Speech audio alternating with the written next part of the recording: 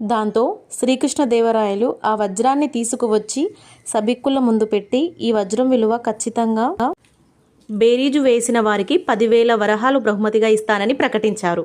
సభికులెవరూ ధైర్యం చేయపోగా నిపుణులంతా తలలు వేలాడేసుకున్నారు.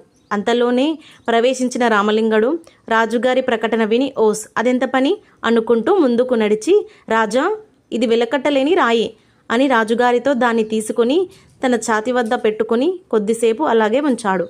రామలింగ, ఏం చేస్తున్నావు? సున్నితంగా మందలించాడు రాజు. ప్రభూ, నేను నా మనసు అభిప్రాయం కూడా తెలుసుకుంటున్నాను చెప్పాడు రామలింగడు. రాజా, ఇది ఒక విలువలేని రాయి తేల్చేశాడు రామలింగడు. రామలింగ, ఇది విలువలేని రాయి అని నిరూపించు, లేదా సభకు క్షమాపణలు చెప్పు మరోసారి మందలించాడు రాజు.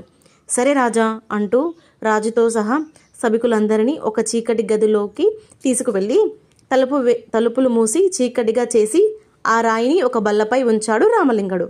రాజా, మీరు ఇందాకటి నుంచి చెబుతున్న వజ్రం ఎక్కడుందో కనిపెట్టండి చూద్దాం అన్నాడు రామలింగడు.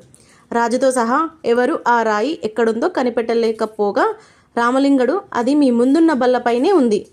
వజ్రమైతే చీకట్లోనే మెరుస్తుంది కదా, నేను ఇందాక ఆ వజ్రాన్ని నా చొక్కా లోపల పెట్టుకొని వెలుతురు కనబడుతుందేమోనని గమనించాను అని అసలు విషయం చెప్పాడు రామలింగడు. ఆ రాయి వజ్రం కాదని నిరూపించి 10,000 వరహాలు గెలుచుకున్నాడు తెనాలి రామలింగడు.